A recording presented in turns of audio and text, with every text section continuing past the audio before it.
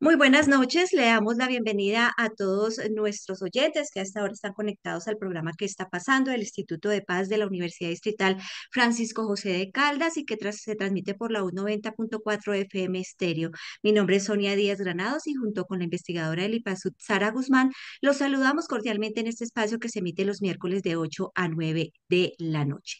El pasado 4 de abril se conmemoró el Día Internacional para la Sensibilización contra las Minas Antipersonal y las Naciones Unidas pone el foco de atención en la concienciación sobre las necesidades y los derechos de todas las personas con discapacidad en situaciones de conflicto y de consolidación de la paz. ¿Cuál es la situación de Colombia ante las minas antipersonal? Hace más de 30 años que nuestro país entró a formar parte de los países afectados por la presencia de minas antipersonal. Esto fue la consecuencia inevitable del conflicto armado interno, dejando esta práctica innumerables víctimas y lo más preocupante es que siguen habiendo. Tan solo hace unos días esos artefactos hicieron de las suyas en Sipichocó, dejaron a jóvenes heridos y por eso nuestro programa del día de hoy, primero para conocer el panorama de Colombia en cuanto a las minas antipersonal, a pesar de los esfuerzos por el desminado humanitario y también en apoyo y reconocimiento a las víctimas, pues ayer 9 de abril fue el Día Nacional de la Memoria y la Solidaridad de las Víctimas. Saludo a mi compañera investigadora del IPASUT, Sara Guzmán. Muy buenas noches, Sonia, ¿cómo están? Muy buenas noches a nuestro invitado Camilo Serna. Como tú lo venías diciendo, vamos a hacer este programa con lo de las minas y te presento a nuestro invitado. Él es ingeniero electrónico especializado en la gestión de proyectos sociales y en la defensa de los derechos humanos. Es magíster en defensa de los derechos humanos y derecho internacional humanitario, director adjunto de la campaña colombiana contra las minas, es vicepresidente de la Junta Directiva de la Campaña Internacional para la Prevención de las Minas Terrestres y Municiones en Racimo y miembro del Comité Directivo de la Campaña para Detener a los Robots Asesinos y miembro fundador de la Red de Seguridad Humana en Latinoamérica y el Caribe. Muy buenas noches, Camilo, ¿cómo está? Buenas noches, muchas gracias por la invitación.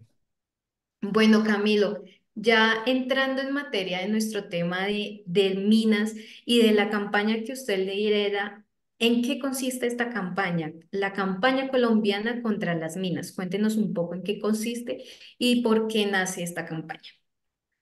Bueno, la campaña es una organización no gubernamental eh, que nació básicamente al mismo tiempo que se firma la Convención de Ottawa, que se gestiona la Convención de Ottawa. La Convención de Ottawa es un instrumento internacional que suscriben más de 200 países prohibiendo las minas antipersonal en el mundo. Esta convención surge también a partir de una iniciativa civil de la sociedad civil en los años 90 debido a las víctimas que empieza a causar el conflicto en Bosnia y en toda la zona de los Balcanes debido a las minas antipersonal, pero también las víctimas que posterior, mucho tiempo después de haberse consolidado la paz en Vietnam y en Camboya y en toda esta zona del sureste asiático, y todas las víctimas que posterior a eso empiezan a aparecer porque las minas sencillamente no conocen cuando hay una firma de un acuerdo de paz. Entonces, la sociedad civil, viendo el alarmante número y creciente número de víctimas por minas, un arma que es completamente indiscriminada, se une en una organización muy grande que se llama la Campaña Internacional para Prohibir las Minas Antipersonal.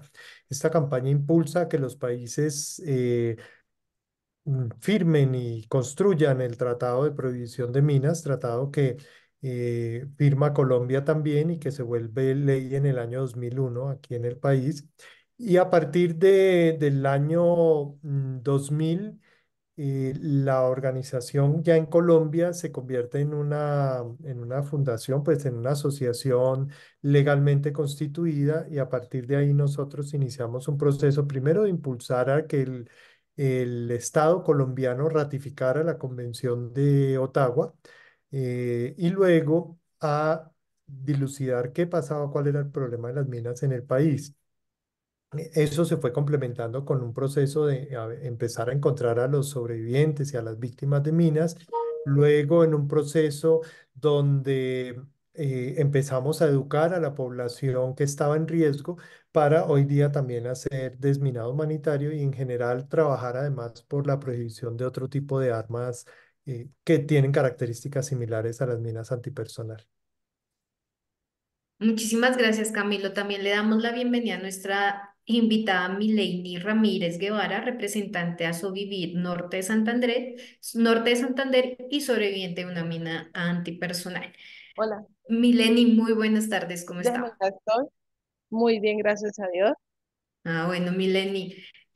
Pues la primera pregunta que le queremos hacer es que nos cuente un poco qué es Asovivir. Bueno, Asovivir es una asociación integrada por sobrevivientes por minas antipersonal, munición sin explosionar y trampas explosivas del norte de Santander. Nosotros, fuera de integrar los sobrevivientes, también hacemos inclusión con los cuidadores y las cuidadoras y todas las familias. Y se creó en el 2009, exactamente el 17 de septiembre del 2009, ante Cámara de Comercio y Diario. Y a la fecha de hoy todavía estamos activos por más de 14 años. Bueno, sí, es un trabajo muy arduo que tienen ustedes como víctimas, pero también usted, Milenny, como esa líder, esa vocera, esa persona que prácticamente tomó como esas riendas para que obviamente esto no siga pasando en el país, pero también tener como ese trabajo de resiliencia que es muy importante y que más adelante vamos a hablar con usted sobre esa situación, esa circunstancia de por qué usted es víctima de las minas antipersonal. Yo quería preguntarle al doctor Camilo Serna, que ya nos había hablado acerca de la Convención de Ottawa, pero quisiera saber en cuanto a cifras, ¿cuándo las cifras de víctimas de minas aumentaron en varias regiones del país? Usted lo ha dicho, Colombia dio los pasos muy importantes para suscribirse en esa Convención de Ottawa o el Tratado de Naciones Unidas sobre esa prohibición del empleo, almacenamiento, producción y transferencia de minas antipersonales sobre su destrucción. Pero pues esto es un proceso importante, pero ¿cómo ha cambiado esto? Antes, ¿cómo estábamos y ahora después de este convenio, cómo está Colombia? Bueno, primero un saludo a Milene, espero que todo esté marchando muy bien por allá. Eh, a ver, el tema es que antes de la Convención de Ottawa no había un registro de nada sobre el tema de las minas en Colombia, ni de víctimas, ni de casos, ni de accidentes, ni de incidentes, de absolutamente nada. Entonces, realmente lo que hace el gobierno cuando firma la Convención de Ottawa es tratar de recabar información a partir de un año como base, que es el año de 1990, pero realmente las cifras se empiezan a tomar a partir del año 2001.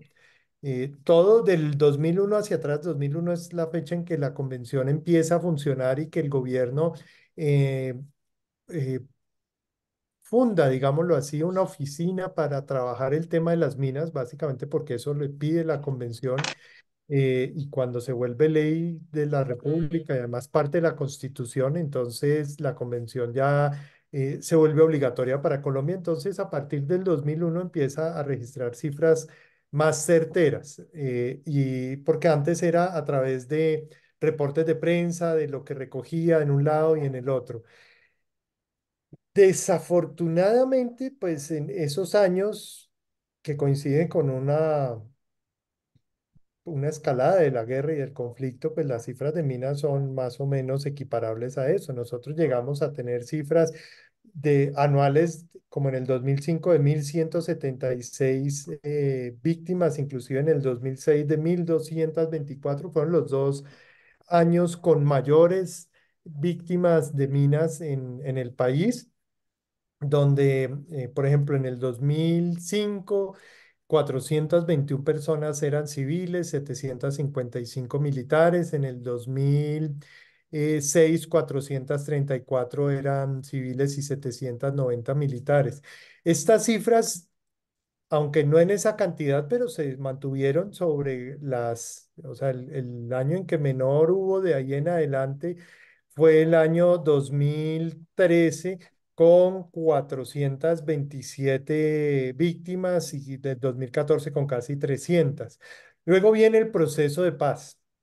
Y ahí realmente hay un punto de quiebre con las cifras de las minas, porque en el año 2016, cuando se da el acuerdo de paz, bajamos a 90 personas, que una es mucho, pero pues frente al número que veníamos trayendo, pues es una reducción drástica. Y en el año 2017 vuelven a bajar a 59. O sea, esto muestra que el acuerdo de paz realmente sí funciona. Y hay otro elemento importante, y es que en el año 2017, que es en el año en que menos víctimas se han registrado, eh, pues las víctimas militares bajaron en un porcentaje muy grande. Como lo mencionaba anteriormente, las cifras eran más o menos el 70% eran víctimas militares y un 40% víctimas civiles.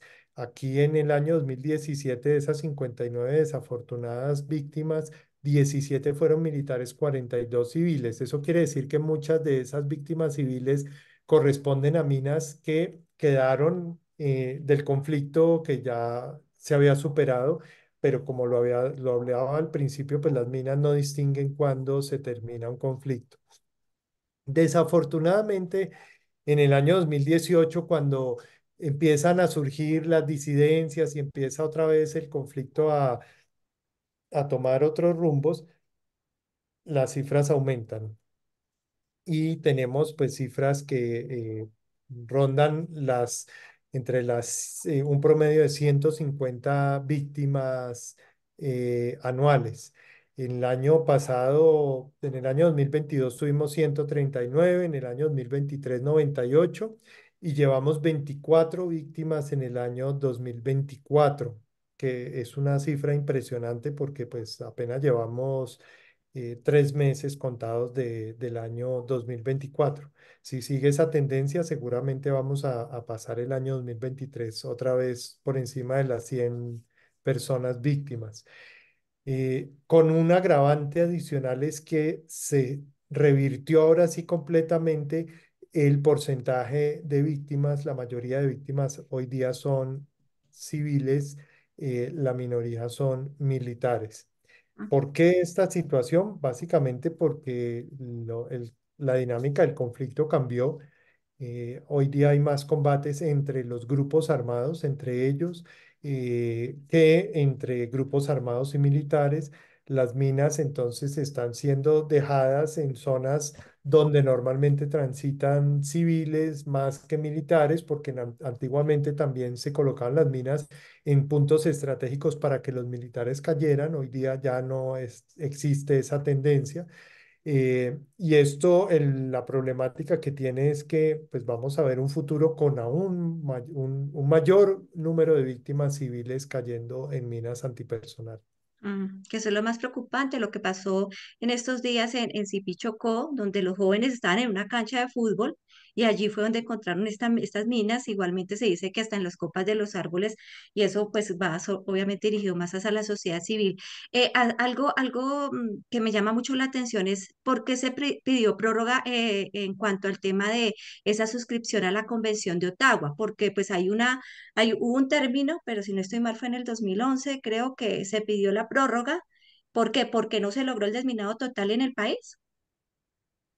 Básicamente es porque pues antes de la firma del acuerdo de paz, no se podía hacer desminado en el país. Es decir, todos esos registros de minas que eran retiradas por el ejército se denomina desminado militar. No es desminado humanitario, y la convención pide que se haga un desminado humanitario en todo el país. La diferencia es que el desminado militar responde a estrategias militares. En algunos casos esas estrategias militares favorecen a la población civil. Por decir algo, si el ejército acampa en una finca y desminan esa finca, pues obviamente la población de esa finca se beneficia por ese desminado, pero no tiene una finalidad de liberar la tierra, mm, por el hecho de podérsela devolver a sus pobladores. Pero a partir del acuerdo de paz, esas zonas donde tenía presencia y dominio las FARC se convierten en espacios humanitarios, es decir, en zonas donde ya perfectamente puede entrar una organización civil y hacer el desminado total de esa área, de esa región y podérsela entregar a la población sin ningún, eh, digamos, sin ningún interés adicional que pueda volver el desarrollo a esa parte que fue desminada. Y eso solo sucede a partir del acuerdo de paz. Entonces, en la Convención de Ottawa tenía unos plazos muy específicos para el país, unos plazos que decían que en 10 años, a partir de la firma de la convención, tenía que desminarse todo el país, pero que podía pedirse una prórroga. Y esa prórroga, pues obviamente fue pedida y solicitada por Colombia en la medida en que no había condiciones para ser desminado y fue concedida eh, con una extensión que debe terminar en el año 2025. Básicamente esa extensión se pide después del acuerdo de paz por la situación de que ya el país tenía la posibilidad de poder decir que se estaba desminando. Y es realmente a partir del acuerdo de paz cuando empieza el desminado formalmente en Colombia. No en todo el país, sino por lo menos en esas zonas que yo mencionaba anteriormente. Eh, y en eso estamos. Desafortunadamente, esos espacios humanitarios que se abrieron con el acuerdo de paz han, no en todos, pero en algunos casos se han ido cerrando por la conflictividad que se vuelve a vivir en ellos. Y esto pone en peligro bastante, no solo el cumplimiento del plazo que se le dio a Colombia, que es en el 2025, sino del futuro, porque pues claramente en el 2025 no habremos terminado todavía de desminar todo el país, se iba en un buen ritmo, pero pues una futura extensión de prórroga pues está también en entredicho si no existen los espacios humanitarios. Bueno, un panorama muy amplio el que nos acaba de dar Camilo y que nos ayuda a entender un poco ese trasergar de las minas en Colombia y cómo estamos en este momento y pues ese aumento casi del 40% de víctimas que se presentó en el año 2022. Entonces, pero ahora yo quiero hablar un poco con Mileini y que nos explique ella por qué es una víctima, qué pasó con ella en este proceso de una mina personal. Mileini, Por acá estoy. Bueno, como lo explicaba Camilo, y saludar a Camilo, hola Camilo, cuando yo sufrí el accidente tenía 14 años. Como toda una niña del campo, desconocía los problemas del conflicto armado, político, y entre otros, y por supuesto, pues desconocía de los artefactos explosivos. Me acuerdo que inclusive una semana antes de mi accidente, un militar pisó una mina antipersonal en la cancha de la escuela de ahí de la vereda kilómetro 60. Pero a nosotros en ningún momento nos dijeron que era, que era una mina antipersonal, ni nos dieron talleres sobre cómo evitar caer en ellas, ni nada por el estilo.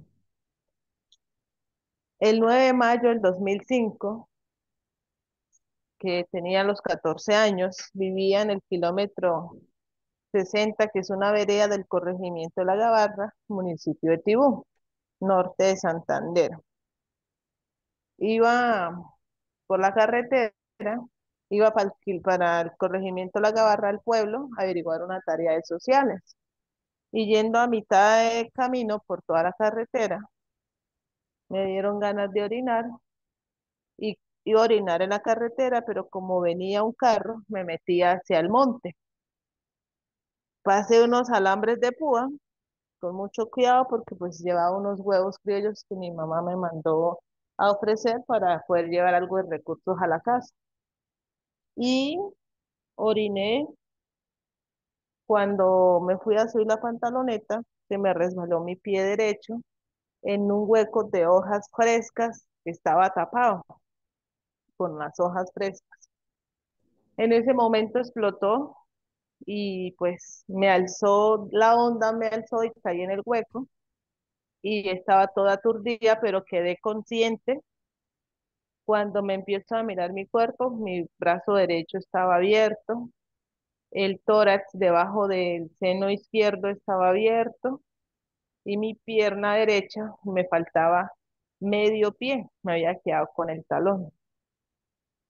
Por supuesto, como una niña, en ese momento me acordé del militar porque nosotros vimos, nosotros hablo de pues, los niños del colegio, cuando el militar los sacaron, que él iba sin su pie izquierdo, vimos cuando pues fue sacado y yo supuse en ese momento de que yo también había pisado un artefacto explosivo, o sea, algo que había pisado el militar. Salí como si nada, los alambres de púas pues del estallido se dañaron, salí, caminé con mi pie derecho apoyándome en el talón y estando en la carretera pues me puse a orar a un tío que ya falleció, que lo quiero muchísimo, a Dios, cuando al ratico salió un señor de una finca que vivía al frente de sufrir el accidente. Le expliqué lo que me había pasado y le dije que yo era la negra, porque en mi casa pues me conocen como la negra porque yo era morenita, después fue que me blanqueé. Y el, que yo era la hija de doña Eva, porque así se llama mi mamá, Eva Ramírez Guevara, y le expliqué que ahí más abajito estaba el presidente de la Junta de Acción Comunal de la Vereda para que por favor me ayudara. El señor bajó, manifestó eso, y yo le dije al señor pues que me ayudara porque yo estaba pues, me estaba no doliendo, pero que yo no me quería morir. Al rato entonces llegó un carro, me llevaron al puesto de salud, en ese carro venía mi mamá se asustó porque pues según mi mamá y los médicos, la mina antipersonal me afectó a mí la cara, me la dejó completamente destruida y no me dejaron mirar al espejo durante una semana en el hospital para yo no sufrir del trauma. Entonces mi mamá al ver que yo le dije que me faltaba pues mi pie, mi mamá se asustó toda. Me llevaron al puesto de salud de la Gabarra, pero al pasar por el puesto de salud teníamos que pasar una base militar, que pues los militares siempre esculcaban que no pasaran ningún tipo de armamento. Cuando el conductor le dice que la niña había pisado un artefacto explosivo y que iba delicada de salud, entonces me pasaron de una vez al puesto de salud, me bajé como si nada del carro, no sentía dolor, mi pie se me durmió completamente, me pusieron ahí en una camilla, al ratito llegaron los policías, los militares a preguntarme e indagarme que si yo estaba instalando el artefacto Mm, explosivo, que si yo pertenecía a algún grupo armado o que yo quién era. Entonces, pues yo les ponía, no, que era una niña del campo, la hija de doña Eva, y pues que todos me conocían ahí. Al ratico empezaron a llegar al corregidor, porque se decía que en la Gabarra ya era normal que mataran, masacraran, pero nunca se había presentado un accidente como el que yo sufrí, ujú. siendo una civil y habitante del territorio. Y pues sí, después mi mamá se fue para donde el corregidor, hicieron un documento con el comandante de la policía, del ejército, el corregidor, para que a mí me prestaran los servicios de salud en Cúcuta, en el hospital Erasmo Meos. Tenían que aplicarme una inyección para que pues no me diera gangrena y no había la inyección en el puesto de salud. Entonces, entre varios vecinos se recolectaron dinero, me aplicaron esa inyección, después que tenían que trasladarme urgente para Cúcuta porque yo estaba botando muchísima sangre, me estaba desangrando muchísimo y no había gasolina para la ambulancia tampoco. Entonces, otra recolecta entre los habitantes del corregimiento, me sacaron más o menos como a las 6 de la tarde de la Gabarra, llegamos a Cúcuta más o menos como las 12 de la noche, creo, o 1 de la mañana, no recuerdo bien, mi mamá conmigo ahí en la ambulancia, pues en ese entonces mi mamá pues Desde 1999 que sufrimos el primer desplazamiento de la masacre en el Catatumbo, mi mamá fue madre de cabeza de familia de 4 menores de edad. Y en ese entonces, pues todavía éramos menores de edad. Entonces mis 3 hermanos quedaron en la vereda solitos con Dios y la Virgen. Y mi mamá se vino conmigo en la ambulancia para Cúcuta. Digo, se vino porque en estos momentos vivo en Cúcuta. Llegamos al hospital y no me querían atender porque pues no tenía CISBEN y era 14 años y solamente tenía registro civil, no tenía ni tarjeta de identidad. Pero cuando presentaron el documento que mi mamá llevaba de la policía y del ejército, de una vez me ingresaron y empezaron el debido proceso quirúrgico. Mi mamá me quita la ropa, de ahí me aplicaron anestesia y cuando me desperté ya era, pues ese mismo día, perdón, del 10 de abril, del 10 de mayo, y ella era en la tarde, que la anestesia siempre me había afectado y pues casi no me despertaba. Me dejaron ahí en el pasillo, ahí sí me empezó a doler mucho la pierna porque me amputaron como 5 centímetros más abajo de la rodilla, porque la mina antipersonal tenía excremento, tenía óxido y tenía unas grapas y eso me causaba pues la gangrena. Entonces me amputaron esa parte donde estaba afectado y esto, mi cara pues me la tenían tapada con vendas y me dejaron ahí en el pasillo como unas 4 horas esperando que, pues, que me habilitaran la habitación. Y ahí pues empecé a sufrir como quien dice el primer trauma porque mi mamá no llegaba y se escuchaba a las enfermeras decir que, ay, pobrecita la niña, la mamá la abandonó porque quedó en esa situación y se avergonzaba de ella. Siempre escuchaba esos comentarios. Después me pasaron para pasillo, el piso 9 nunca se me olvidara. Y como a las 9 de la noche llegó mi mamá y pues nos abrazamos, lloramos y me dijo que a ella le habían dicho que tenía que regresarse al municipio Tibú para pedir un certificado del alcalde y del personero del municipio para que a mí me prestaran más ayuda y pues más atención en Cúcuta. Y sí, ahí duré. Gracias a Dios, los que me operaron fueron unos chilenos que estaban en unas jornadas acá en Cúcuta, unos doctores de Chile. Mi mamá hizo una promesa a la Virgen, de la Virgen María, que es una capilla que hay en el hospital, que inclusive hasta este año pagamos esa promesa después de tantos años.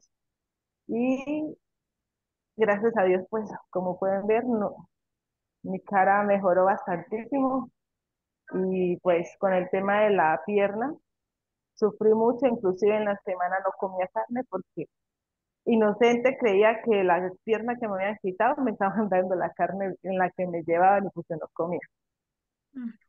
A la semana me sacaron gracias a la Cruz Roja Internacional que nos ayudó con muletas, con medicamentos, porque nos mandaron 180 pastillas para poderme recuperar y cicatrizar todo el procedimiento. Nos ayudó con 6 meses de mercado y arriendo. Mi mamá después viajó al trabajo de mis 3 hermanos y pues otro desplazamiento sufrimos el segundo en el 2005 y desde entonces estamos acá en Cúcuta. No fue fácil, pero ahí vamos. Ya el más chiquito tiene en 31 años, cumple, yo tengo 32 años, con mis 2 hijos, casada, con un excelente esposo.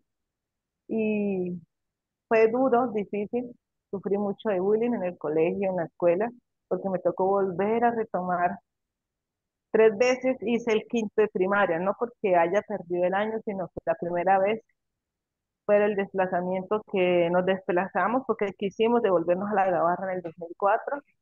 De ahí sufrí el accidente otra vez para Cúcuta, otra vez salimos a 3 veces por temas de traslado, tuve que repetir el quinto.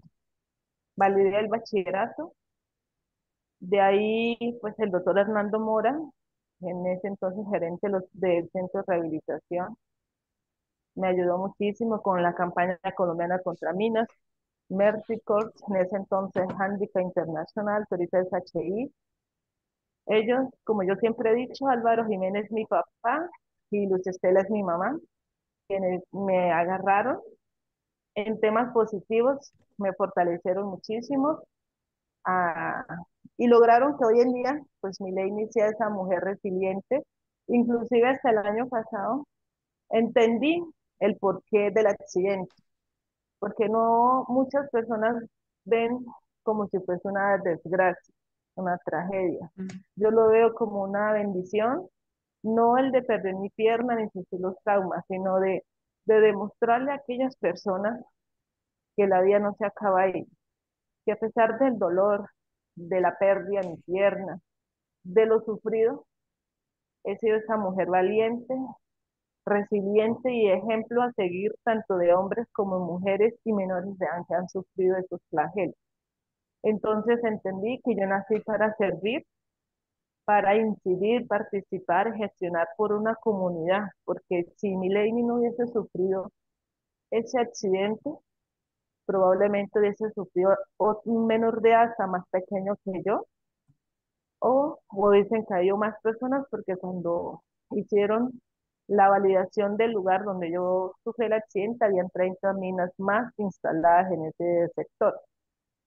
Entonces fue como el inicio para que evitaran caer más personas y entendí de que la vida, pues Dios me tenía preparado eso, pero no para un mal, sino para un bien, para demostrarle a muchas personas que adquirir una discapacidad es demostrar de que yo puedo y soy capaz y que lo voy a lograr.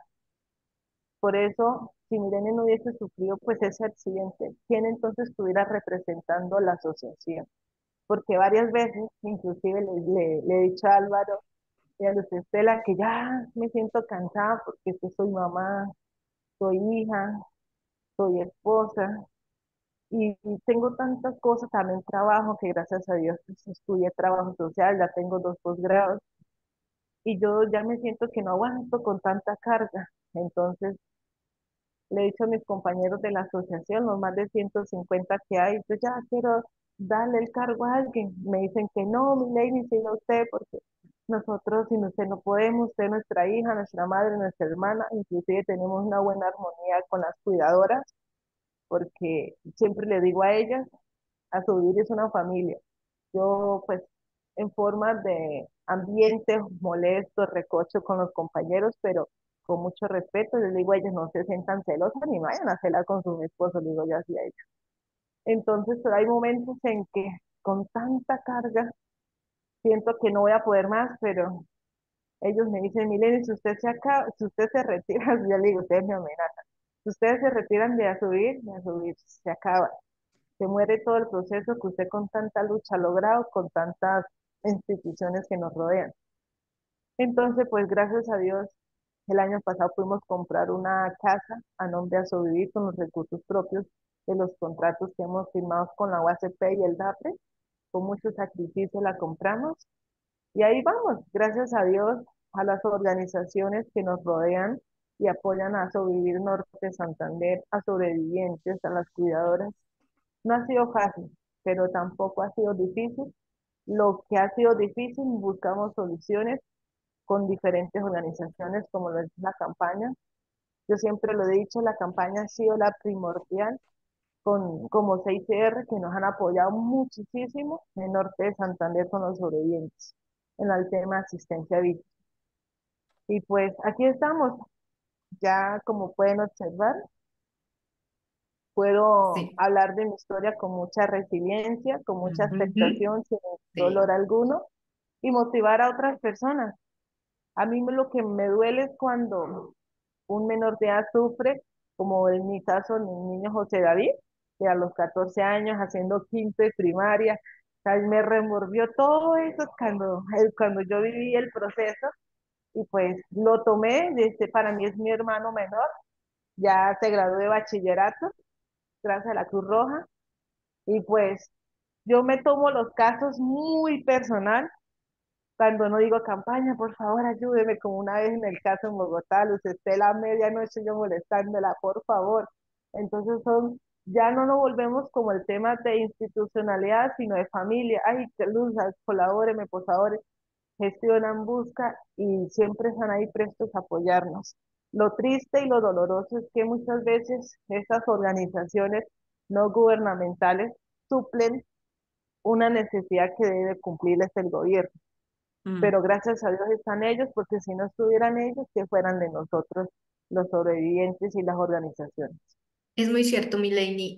Yo quisiera también que nos contaras un poco esas campañas que hace Vivir con la población que está alrededor de estas minas y de estos campos, porque pues no solamente, digamos que están, como lo decía Camilo, en puntos estratégicos para el ejército o están en puntos estratégicos para el ejército, sino que pues también pasa la población civil. ¿Ustedes desde Asovivir hacen esas campañas de sensibilización para la gente de la comunidad? Bueno, pero me siento porque está muy buena la pregunta. Bueno, quiero decirles un- nuevamente, gracias a la campaña colombiana contra minas, ha sido, fuera de ser nuestros padres y nuestra madre, ha sido el puente articulador de muchos procesos en Asovir. En el 2018 nos postulamos al premio Camina y nos ganamos el premio. Y a partir de este premio nos abrió puertas para que Asovivir fuera autorizada con UNICEF e hiciera talleres de sensibilización y educación en el riesgo de minas en situación de emergencia, porque a través de este premio Camina nos ayudaron técnicamente para que nosotros lográramos potencializar esas habilidades que teníamos, a poder fortalecer la asociación y administrativamente, porque nosotros nos veíamos como una asociación, como la mayoría cuando se reúnen, hay una asociación, no tenemos ni sillas. Entonces la campaña nos dotó toda una oficina y a su vez con este premio Camina nos abrió las puertas en el campo de contrataciones y hablemos del tema laboral jurídicamente, porque desde el 2019 hasta la fecha, todos los años firmamos contrato con la OACP. Y fuera de esto, cuando viajamos a Oslo, Noruega, nos presentaron allá con ICBL, que a mí se me olvida, International, bueno, ahorita Camilo le explica qué es ICBL, ya me olvida. Y nos hicimos también integrantes de ICBL gracias a la campaña. Y en el 2023 ejecutamos el primer contrato internacional con Ginebra, Suiza. Y para nosotros es un gran orgullo. Y este año, ya desde el 1 de marzo, estamos trabajando en el segundo contrato con Ginebra, Suiza en ICBL.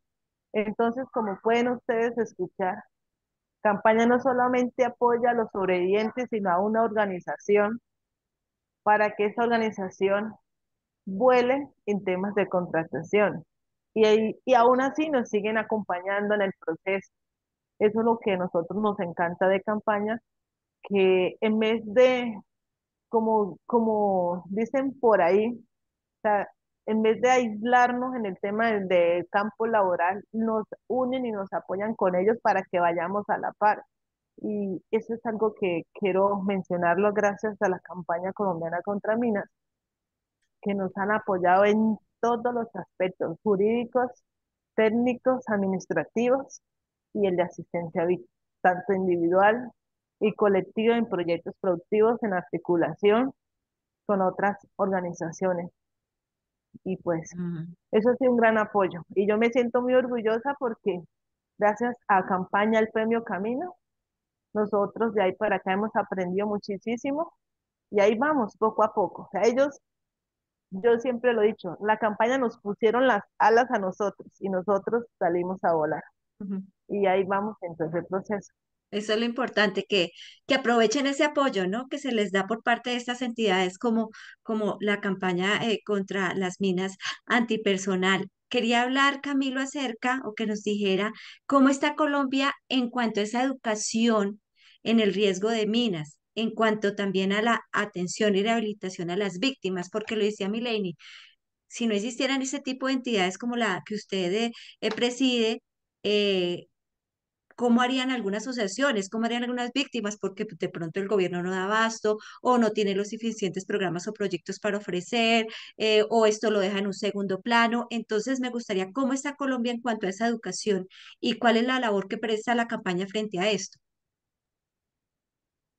Bueno, en el tema de educación en el riesgo de minas, Colombia ha venido creciendo a través de los años, como lo decía Mileni, entre todas las organizaciones y con el liderazgo sobre todo de UNICEF, se ha establecido una mesa que ha a su vez desarrollado unos estándares para hacer la educación en el riesgo lo más eh, precisa y lo más eficiente posible. Inclusive el SENA y el mismo gobierno han apoyado este proceso y hoy día para que alguien vaya a dar un taller de educación en riesgo de minas, pues tiene que estar acreditado por el SENA porque pues son mensajes bastante complejos, complicados que pueden representar peligros si no se dan bien. Entonces, hoy día, digamos, hay todo un sistema de acreditación para las organizaciones que quieren hacer estas campañas, pero también para las personas que tienen las posibilidades de ir a hacer los talleres. Sin embargo, pues todo esto ha ido en el vaivén de la financiación, hubo un proceso bastante importante también cuando se dio todo la firma del acuerdo de paz, ahí fue el mejor momento de la educación en el riesgo de minas porque hubo muchas personas que se acreditaron, muchas organizaciones que también recibieron su certificación. Pero desafortunadamente en el anterior gobierno eso se dejó caer y hoy día pues se está tratando como de revivirse. No quiere decir que no se esté haciendo y se está haciendo, pero ya sin ese impulso que traía anteriormente y con los, digámoslo así, los contratos que decía Mileni que se le daban también a las organizaciones de sobrevivientes para que ellas fueran directamente quienes hicieran estos procesos.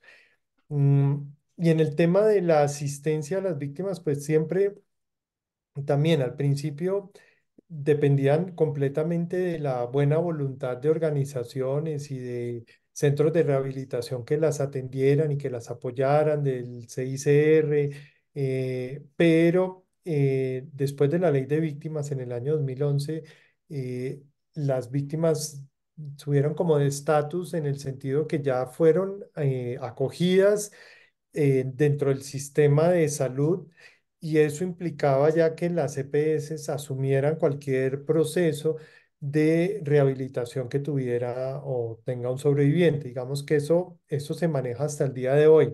El problema es que pues todos conocemos que el sistema de salud tiene ahorita y pues ha venido teniendo bastantes dificultades y obviamente las personas que están más débiles en la cadena, que son justamente las víctimas de minas que viven en poblaciones lejanas, lejos de los centros de rehabilitación, sin poder acceder a ellos, aunque puedan estar inmersos en el sistema de salud, pues con las dificultades todo esto se agrava muchísimo más. Entonces tenemos que el sistema de salud hoy en día es un limitante justamente para las víctimas y sobrevivientes de minas. Camilo, una pregunta que creo que todo el mundo quiere saber y es, ¿cuál es la población más afectada por las minas?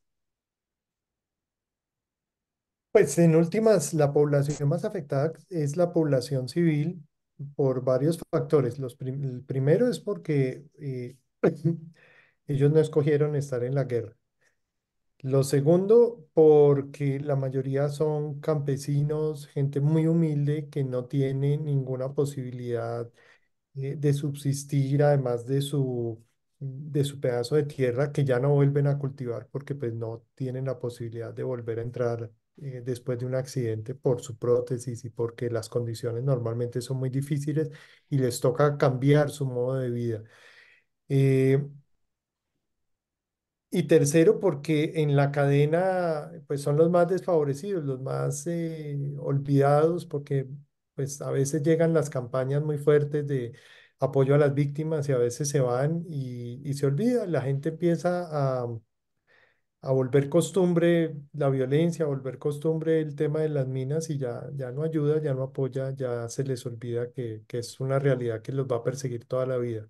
Entonces yo siento que la población civil es la más afectada y en esa obviamente los niños porque pues como decía Mileni, tienen que adaptar su vida para un futuro que ya no va a ser tan cómodo y tan fácil como podría haberlo sido si estuvieran con su pierna, su brazo, sus ojos completos. Mm. ¿Se logrará, señor Serna, ese mundo libre de minas para el próximo año? Porque ese límite 2025 como lo pretende la comunidad internacional. No, definitivamente no. Y obviamente las fechas que se ponen son como hitos para presionar y para impulsar. Sí vamos a tener muchos avances. Se va a declarar, por ejemplo, Camboya libre de minas. eh, Pues nomás en Colombia ya tenemos 550 municipios que antes no teníamos ya libres, declarados libres de sospecha de minas y 93 más que están en proceso. O sea, hay bastantes avances, tampoco todo es negativo, pero pues nos va a tocar correr el plazo, esperemos por no mucho tiempo más. Ujú. Sí, pues esperemos porque el panorama de Colombia, y yo quisiera ya antes de despedirlo tocar ese tema, porque el conflicto sigue latente en Colombia. Los grupos armados organizados están sembrando minas, quieren proteger sus cultivos, sus campamentos, y esto pues produce desplazamiento, produce confinamiento. Entonces, frente a este conflicto que persiste en algunas regiones, pues a veces uno dice oiga, ¿qué va a pasar? Definitivamente no va a cambiar esto. Eh, pues claro, depende mucho de la voluntad de quienes están en la guerra y entender primero pues que la guerra no es el camino, eso esperamos que lo entiendan, lo esperamos todos, pero segundo que las minas antipersonal no solo son un arma prohibida, un arma que no debería ser utilizada, sino que es un arma que los puede perjudicar a ellos y que claramente no es un arma que sirva como estrategia de guerra. Hoy día se está viendo, la mayoría de las personas que caen son civiles, de los 28 que lleva, de las víctimas 24 que llevamos este año, 8 son niños y niñas. O sea, estamos es dañando el futuro y pues yo creo que nadie, ningún ser humano quisiera eso para nadie, incluso para ellos mismos. Muchas de las minas les estallan a ellos mismos porque la mina no discrimina, no sabe a quién va dirigida. Mm. El desminado humanitario, ¿cómo va? Lo que te decía va avanzando. eh, lo que está sucediendo últimamente es que hay más dificultades por el acceso a ciertas zonas porque se están cerrando los espacios humanitarios que habían sido abiertos después de la firma del acuerdo de paz. Entonces ya hay grupos armados que están volviendo a copar unos territorios y donde se copan esos territorios y donde hay una presencia muy alta de los grupos armados, es muy difícil que una organización pues arriesgue a su gente a ser desminado porque pues, no hay garantías de seguridad. Mm. Doctor Pues Camilo, una pregunta aquí antes de cerrar. Teniendo en cuenta, digamos, lo que usted nos estaba diciendo de estas, que vuelve a haber como estas disidencias de los grupos armados, ¿puede volver a incrementar estas minas, estos campos minados? Sí, es una posibilidad. Sí. bueno, preocupante, pues le agradecemos a usted, señor Camilo Serna, director adjunto de la campaña colombiana contra las minas, por haber estado con nosotros y hablarnos de este panorama frente a las minas antipersonal en Colombia. No, muchas gracias a ustedes.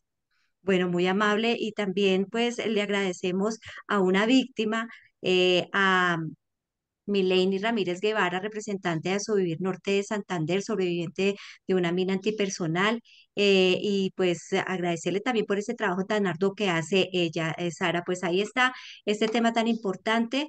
que no queríamos dejar pasar a propósito de que el 4 de abril fue ese Día Internacional contra las Minas Antipersonal y que pues el 9 de abril, el día de ayer, fue el Día Nacional de la Memoria y Solidaridad con las víctimas. Antes de terminar, les quiero recomendar que el Instituto de Paz de la Universidad Distrital pues también se encuentra en redes sociales para que nos sigan. En Facebook estamos como IPASUD, Instituto de Paz de la Universidad Distrital, en Instagram y también en Twitter como @IPASUD. Tenemos nuestra página web donde pueden conseguir toda la información, ipasud.distrital.edu.co, y en YouTube también como IPASUD U Distrital. Bueno, Sara, ¿cómo le pareció este programa que pues también tiene mucho que ver con usted, con el trabajo que usted hace, trabajo social y como investigadora?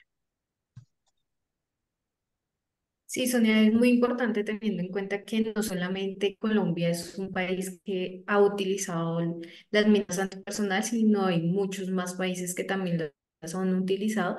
Y creo que es bastante importante como nosotros como instituto visibilizar que todavía este problema de minas antipersonal está latente y puede aumentar con estas disidencias que estamos viviendo en este momento en Colombia. Bueno, con este buen tema terminamos que está pasando el programa del Instituto de Paz de la Universidad Distrital. Nos volvemos a escuchar el próximo miércoles de 8 a 9 de la noche.